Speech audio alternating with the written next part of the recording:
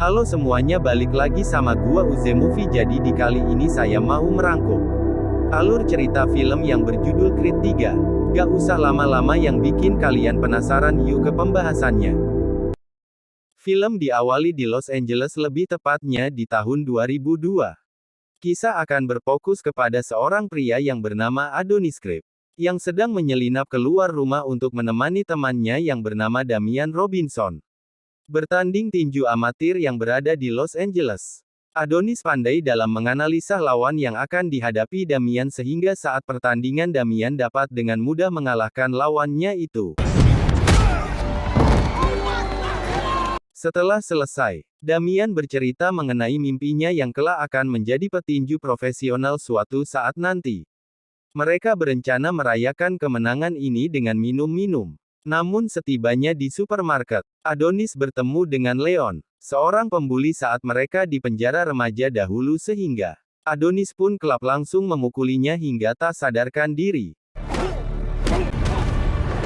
Kita kembali ke masa sekarang di mana saat ini Adonis sedang melakukan pertarungan terakhirnya melawan Ricky Conlan, petinju yang pernah mengalahkannya dahulu.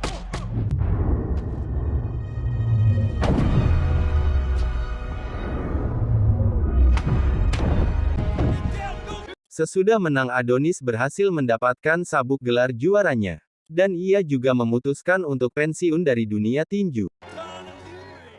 Adonis kini memiliki seorang anak perempuan yang bernama Amara. Namun Amara mengalami penyakit pendengaran sehingga untuk berkomunikasi mereka harus menggunakan bahasa isyarat.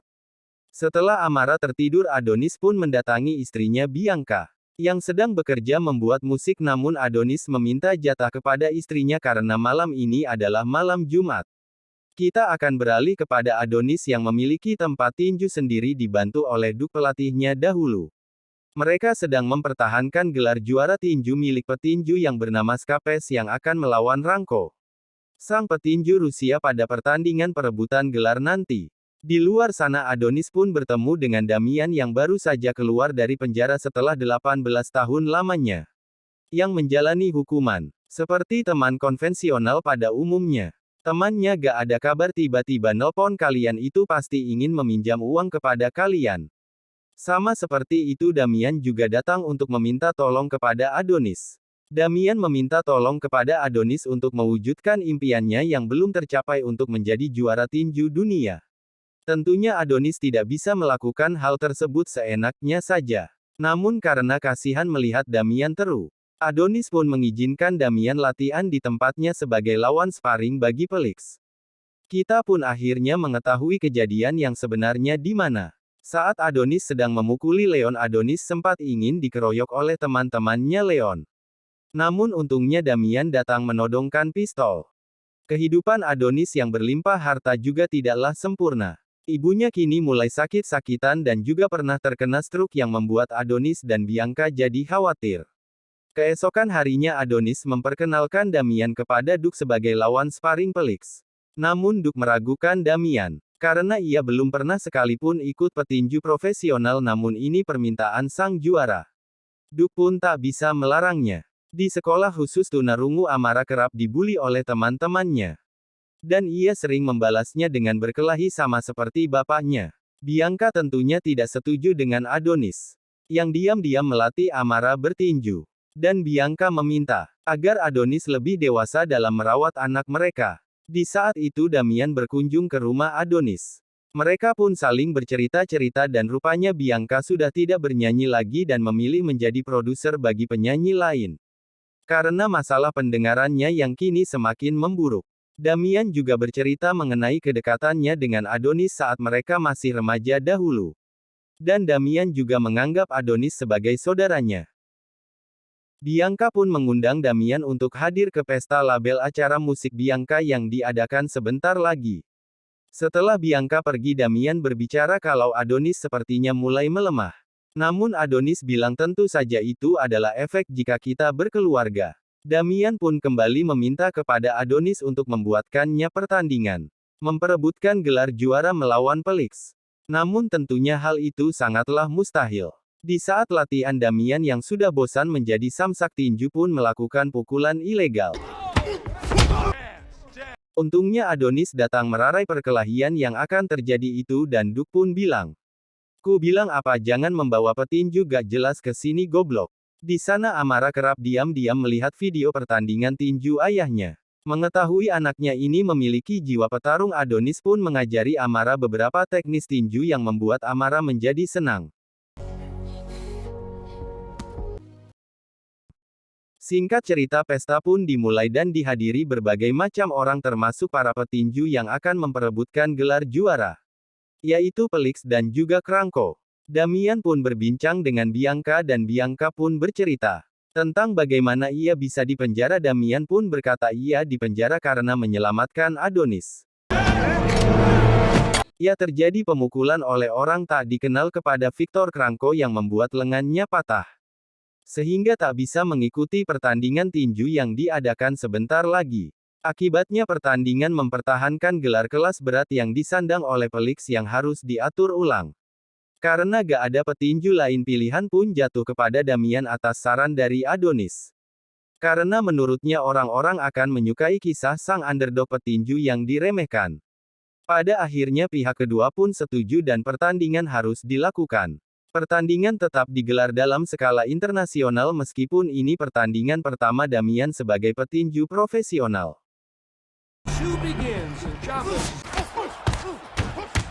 Pada awalnya pertandingan berlangsung seimbang. Namun Damian melancarkan teknik-teknik berbahaya dengan kelicikannya. Mulai dari memukul pundak Felix agar ia tidak bisa menggerakkan tangannya sampai menendang kakinya. Di ronde kedua Damian terus melancarkan serangan berbahayanya. Setelah mendapatkan sikutan itu, Duke memberikan arahan agar Felix jangan emosi, namun namanya juga petinju. Akhirnya Felix pun tumbang.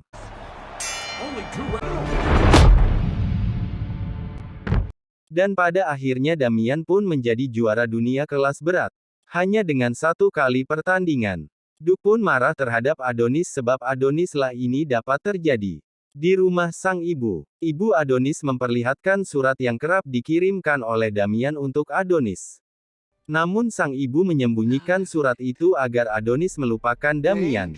Dan saat melihat fotonya, ternyata orang yang menyerang Cranko di pesta adalah orang suruhannya Damian.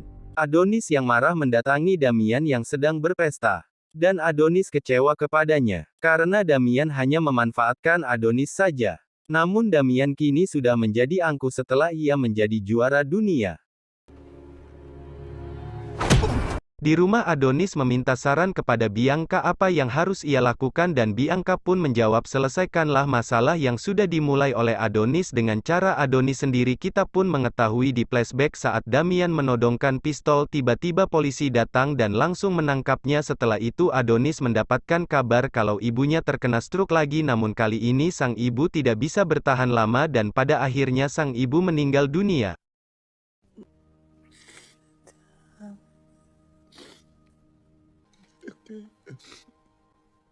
Adonis sangat terpukul dengan kepergian sang ibu dan jalan satu-satunya mengakhiri semua ini adalah dengan menantang Damian bertarung. Adonis pun secara terang-terangan menantang Damian bertanding lewat acara TV yang disiarkan secara live. Not like this. Fraud. I know everybody else know it.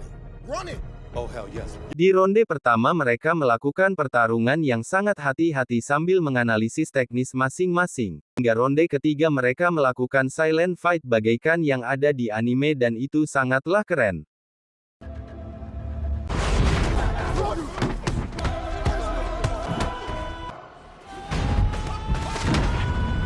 Rasa pertarungan pun sudah ronde terakhir dan Duke menyuruh Adonis untuk fokus dan hilangkan rasa bersalah terhadap Damian.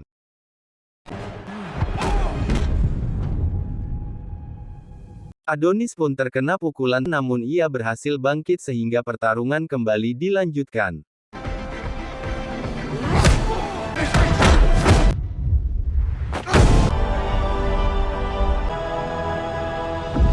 Adonis berhasil melihat celah dan dengan kesabarannya ia pun berhasil menumbangkan Damian dan akhirnya Adonis kembali menjadi juara kelas berat tinju. Selesai pertandingan Adonis sama Damian pun saling respect dan singkatnya mereka saling maaf-maafan mengenai kesalahan mereka masing-masing dan akhirnya mereka kembali sahabatan lagi. Di akhir film Adonis pun bermain tumbuh-tumbuhan bersama anaknya dan film pun Tamat.